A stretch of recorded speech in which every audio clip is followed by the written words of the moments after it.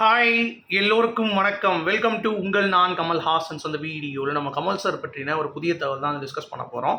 So வீடியோக்குள்ளே போகிறதுக்கு முன்னாடி நம்ம சேனலுக்கு நீங்கள் புதுசாக இருந்தீங்க அப்படின்னா கண்டிப்பாக சப்ஸ்கிரைப் பண்ணிக்கோங்க. வீடியோ மறக்காமல் ஒரு லைக் பண்ணிக்கோங்க. இப்போ நம்ம வீடியோக்குள்ளே கண்டிப்பாக போகலாம். ஸோ இன்றைக்கி நம்ம பார்க்க போகிற மிகப்பெரிய ஒரு ட்ரெண்டிங் டாபிக் வந்து பார்த்திங்கன்னா கமல் சாரை பற்றி நிறைய விஷயங்கள் வந்து வந்திருக்கு. அதுலேயும் ஒரு 5 மணி நேரத்தில் ஒரு மனுஷனால் இத்தனை பேரை மீட் பண்ண முடியுமா? அதுவும் ஆளுங்கட்சியில் இருக்கிறவரும் சரி, எதிர்கட்சியில் இருக்கிறவரும் சரி, நிறைய விஷயங்கள் வந்து பார்த்தீங்கன்னா கமல் சார் வந்து பண்ணியிருக்காரு அப்படிங்கிறதை பார்க்கும் பொழுது ரொம்ப வியப்பாக இருக்குது. அதாவது ஒரு மனுஷன் ஒரு விஷயத்த 1 மணி நேரம் செய்கிறதுலே வந்து பார்த்தீங்கன்னா ரொம்ப சிரமப்படுவான். ஒரு 5 மணி நேரத்தில் அந்த 4 விஷயங்களை எப்படி செஞ்சார் அப்படின்ற ஒரு விஷயம் ஒரு பக்கம் மலைப்பாக இருக்க, இன்னொரு பக்கம் மோடி அவர்களுடைய ஒரு சந்திப்பு, கீழடி அப்படின்ற ஒரு மாதிரியை கொடுத்து அவர் ஆஃப் பண்ணி விட்டார். அடுத்து ராகுல் காந்தி அவர்களுடைய ஒரு மீட்டப், சோனியா காந்தி அவர்கள் எல்லாமே இருந்தாங்க. அங்கே ஒரு மீட்டப் வந்து பார்த்தீங்கன்னா இந்தியா அலையன்ஸ் இருக்கக்கூடிய ஒரு மீட்டிங் வந்து நடக்குது. அதுலேயும் கமல் சார் போயிட்டு அப்படியே ஒரு பார்வையிலே பார்த்துட்டு இருக்காப்புல. அதுக்கடுத்து திருமாவளவன் அவர்கள் வந்து பார்த்தீங்கன்னா கமல்ஹாசன் அவர்களை வந்து சந்திப்பதற்கு வந்தப்போ அவரையும் வந்து மீட் பண்ணி ஒரு புத்தகத்தை பரிசீலித்திருக்கிறார் கமல்ஹாசன் அவர்கள். அது மட்டும் இல்லாமல் நம்ம கலைஞர் அவர்களுடைய நினைவஞ்சலி டெல்லியில் திமுக அலுவலகத்தில் போய் அவருடைய ஒரு சிலைக்கு இவர் வந்து மாலை அணிவித்து மரியாதை செலுத்தியிருக்கிறார். இது எல்லாம் நடந்தது 5 மணி நேரத்தில். ஒரு எம்பியாக ஒரு மனுஷன் காலில் சக்கரை கட்டிட்டு இருந்தால் கூட இவ்வளோ விஷயங்கள் வந்து பண்ண முடியாது. அதை ரொம்ப பியூட்டிஃபுல்லாக கமல்ஹாசன் அவர்கள் வந்து பண்ணியிருக்கார் அப்படிங்கிறத பார்க்க முடியுது. இதில் நிறைய பேர் வந்து காலி பெருங்காயிட்டப்பா, அவர் ஒன்றும் பண்ண மாட்டார், வேஸ்ட்டு, அவர் சும்மா தான் இருக்கார், காலில் பிச்சை எடுத்து வந்தார், பிச்சை கேட்டார் அப்படின்ற மாதிரி எத்தனையோ எந்த தற்குறி உருட்டினாலும் சரி, ஒரு வெங்காயம் வந்து கமல் சார் அவர்களை வந்து கொடுக்க முடியாது அப்படிங்கிறது தான் வந்து பாயிண்ட்டு. ஸோ அவர் வந்து மக்கள் சேவைக்கு தயாராக இருக்கிறார். எவனாக இருந்தாலும் சரி, இதுதான் நாட்டு நலனுடைய மக்களுடைய நலன் கருதி அழகாக வந்து பார்த்திங்கன்னா அவர் வந்து விளையாண்டுட்டு இருக்காரு அப்படிங்கிறது பார்க்க முடியுது. அதாவது களத்தில் நம்ம எதை பற்றி யோசிக்காமல் எல்லா இடங்களிலும் இறங்கி எல்லா பால்லையும் 6 அடித்தா எப்படியோ அதுதான் கமல் சார் வந்து பண்ணிகிட்டு இருக்காரு. ஸோ ஹேட்ஸ் ஆஃப் சார், வேறு லெவல் பண்ணிகிட்ருக்கீங்க அப்படிங்கிறத நம்ம கண்டிப்பாக சொல்லிக்கலாம். ஓகே, ஸோ அடுத்து ரொம்ப முக்கியமான ஒரு அப்டேட். இன்றைக்கி ஃபஹத் ஃபாசில் அவர்களுடைய பர்த்டே. ஸோ கமல் சாரோடைய ரொம்ப பெரிய ஒரு ஃபேன், அதாவது I am fan of your work sir அப்படின்ற மாதிரி சொல்லுவார்ல. அது மட்டும் இல்லாமல் விக்ரம் படத்துக்கு கமல் சார் நடித்து ஓகே பண்ண போது ஃபஹத் ஃபாசில் வந்து கேட்டவுடனே எனக்கு கதை வந்து பிடிச்சதான் நடிப்பேன் அப்படின்ற மாதிரி சும்மா சொன்னாலும் கமல் சார் மேலே அவருக்கு பயங்கர கிரேஸு, அவருக்கு வந்து ஈக்குவலான ஒரு இம்பார்ட்டன்ஸு, ப்ளஸ் நிறைய விஷயங்கள் அவர் வந்து பேசியிருக்காரு அப்படின்றத அவர் வந்து சொல்லியிருப்பார். அதாவது என்னை பொறுத்த வரைக்கும் நான் வந்து புஷ்பக் அப்படின்ற கமல் சார் படத்தை 50 தடவை பார்த்துருக்கேன். கமல் சார் அப்படி பிடிக்கும். இப்போ கூட மாரிசன் அந்த படத்தில் வந்து நான் கமல்ஹாசன் நடிக்கிறதுக்கு அப்படின்ற மாதிரி ஒவ்வொரு விஷயமும் வந்து கமல் சாருக்கு கிரெடிட் கொடுத்துட்டே இருப்பார். அவருக்கு இன்றைக்கி வந்து பர்த்டே. ஸோ அவருக்கு வந்து பார்த்திங்கன்னா நம்ம உங்கள் நான் கமல்ஹாசன் சார்பாக ஃபஹத் ஃபாசில் அவர்களுக்கு ஒரு ஹாப்பி பர்த்டே சொல்லிக்கலாம்.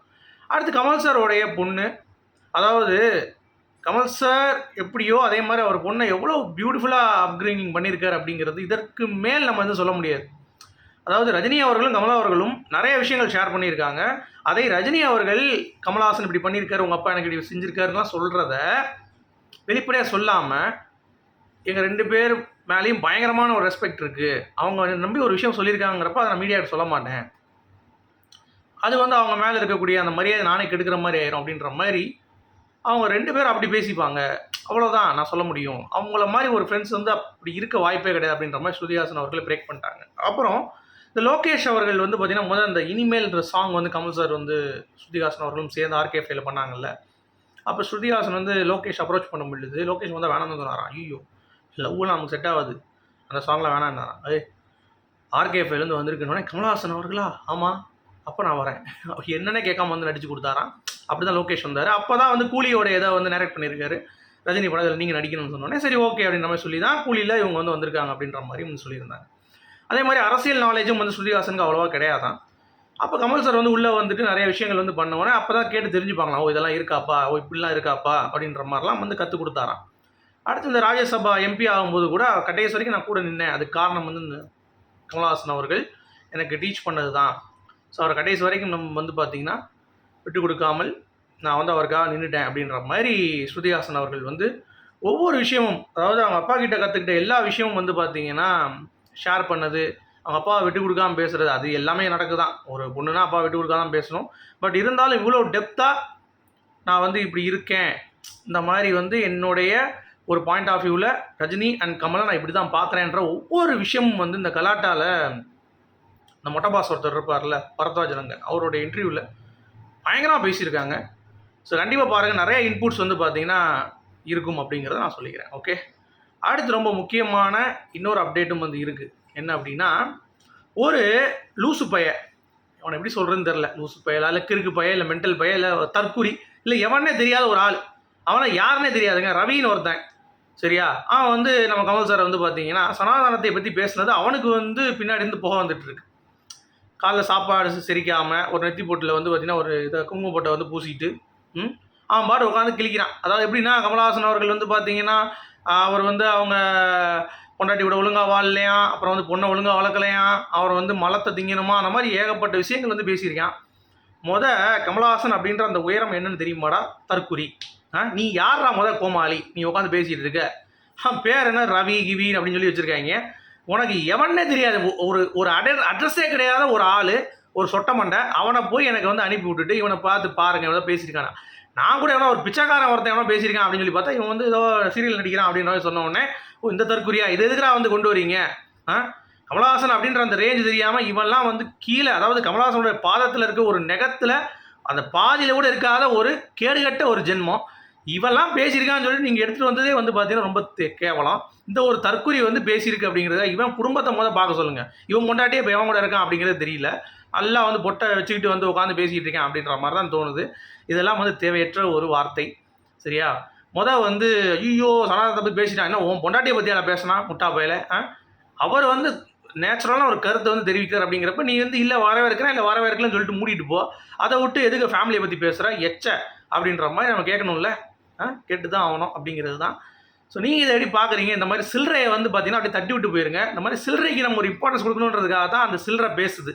அந்த சில்லறையை அப்படியே வந்து தட்டி விட்டு போயிருங்க அப்படிங்கிறது தான் என்னுடைய ஒரு பாயிண்ட். ஓகே, ஸோ நீங்கள் இந்த சில்லறையை எப்படி தட்டி விடுவீங்க அப்படிங்கிறது கீழே கமெண்ட் செக்ஷன் சொல்லுங்கள். அடுத்து தக் லைஃப்பில் வந்து பார்த்தீங்க அப்படின்னா, நம்ம கமல் சாருக்கு விண்வெளி நாயகா அப்படின்ற சாங் வந்து மணிரத்னம் ப்ளேஸ் பண்ணியிருப்பார். ஆனால் அந்த படத்தில் யூஸ் பண்ணாமல் அப்புறம் கொஞ்சம் சொதப்பி விட்டார். அதுக்கு ஸ்ருதிஹாசன் பட்ட கஷ்டத்தை பற்றி இன்டர்வியூவில் பேசியிருந்தாங்க. அது ரொம்ப பயங்கரம் எலாபரேட் பண்ணியிருந்தாங்க. வந்து எப்படி பண்ண போகிறேன்னு தெரில, ஏன்னா என்னுடைய கீயை தாண்டி அது ஒரு இது ப்ராக்டிஸ் பண்ணேன். அப்புறம் ரகுமான் ஸ்டுடியோவில் போய் பண்ணேன். அப்புறம் வந்து பார்த்தீங்கன்னா அவர் ஓகே சொல்லுவாரான்னு தெரில. அப்புறம் எப்படியோ ஓகே ஆகிடுச்சு அப்படின்னு சொல்லியிருக்காங்க. இவ்வளோ கஷ்டப்பட்டுருக்காங்க. மணிரத்னம் வந்து பார்த்தீங்கன்னா அதெல்லாம் வேண்டாம்ப்பா அடுத்து போயிடலாம் அப்படின்ற மாதிரி சொல்லும் பொழுது நமக்கு எவ்வளோ கஷ்டமாக இருக்கும். அதை ஏன் அவர் பண்ணார் அப்படிங்கிறது தெரில. ஆனால் ஸ்ருதிஹாசன் இந்த பாட்டு நல்லா தான் பாடியிருக்காங்க. மணிரத்னம் அவர்கள் இந்த படத்தை மெயினாக சொதப்பினதுக்கு காரணம் பாட்டு அவ்வளோ எதிர்பார்ப்பான பிறகு படத்தில் யூஸ் பண்ணாது தான் இந்த படத்துடைய ஒரு தோல்விக்கு ஒரு காரணமாக இருக்குமோ அப்படின்ற மாதிரி எனக்கு வந்து யோசிக்க தோணுது. அடுத்து KS 237 லோகேஷ் கனகராஜ் வேறு லெவலில் ஒரு பதிவை போட்டிருக்காப்புல. என்னென்னு பார்த்தீங்கன்னா, அன்பரியூ மாஸ்டர்ஸ்க்கு இந்த மாதிரி நீங்கள் தான் எனக்கு பில்லரு, இது வரைக்கும் என் படத்தில் எல்லாத்தையும் உங்களுக்கு யூஸ் பண்ணியிருக்கேன், பட் நீங்கள் ஒரு படம் எடுக்க போகிறீங்க KS 237, அதில் வந்து எப்படி இருக்க போகுதுன்னு நானும் எக்ஸைட் ஆகியிருக்கேன். ஸோ வேறு லெவலில் நீங்கள் ரைஸ் பண்ணுறீங்க. உங்கள் எலெக்ஷன் படத்துலையும் வந்து இப்போ ஆரம்பிக்க போகுதுன்னு கேள்விப்பட்டேன். பின்னுங்க அப்படின்ற மாதிரி சொல்லியிருக்காரு. ஸோ KS 237 கூடிய விரைவில் ஆரம்பிக்க போகுதுங்கிறது லோகேஷ் வந்து ஒரே போடா வந்து பார்த்தீங்கன்னா KS 237 பற்றி ஒரு போட்டு போயிட்டார் அப்படிங்கிறது தான். ஓகே, அடுத்து MS பாஸ்கர் அவர்கள் ரீசெண்டாக ஒரு இன்டர்வியூவில் வந்து பார்த்தீங்கன்னா, என்னுடைய நேஷனல் அவார்டு இப்போ நம்ம வாங்கின அந்த ஒரு விஷயம் இருக்குல்ல பார்க்கிங்கில், அதற்கு வந்து கமலஹாசன் அவர்கள் தான் எனக்கு பெரிய ரெஃபரன்ஸு. ஏன்னா அவர் வந்து ஒரு திறமையை அவ்வளோ தூரம் வந்து பார்த்தீங்கன்னா எடுத்து கொண்டு வந்ததுனால தான் என்ன இதனால் இவ்வளோ தூரம் வந்து நான் பண்ண முடியுது அப்படின்றதுக்காக கமல் சாருக்கு ஒரு நன்றி தெரிவிச்சிருக்காரு. அது ரொம்ப அற்புதமாக இருந்தது. அடுத்து இயக்குனர் RS பிரசன்னா அவர்கள் இப்போ சித்தாரை சமீன் பர் அப்படின்ற மாதிரி கல்யாண சமையல் சாதனம் படம் பண்ணியிருக்காருல்ல. ஸோ அவர் வந்து கமல் சாரை பற்றி இண்டஸ்ட்ரிக்குள்ளே வரும்பொழுது நான் வந்து ரஜினி ஃபேனு, ஆனால் குணா பார்த்தோன்னே எனக்கு டைமென்ஷனே மாறிடுச்சு. அப்புறம் அந்த மனுஷன் இப்படிலாம் ஒரு படம் எடுத்திருக்கான் அப்படின்ற மாதிரி சொல்லிட்டு எப்படி நடித்தார் அப்படின்ற மாதிரி ஒவ்வொரு விஷயமா நான் பண்ணி அதவே நான் வீட்டிலே இம்ப்ளிமெண்ட் பண்ணி பார்த்தேன்.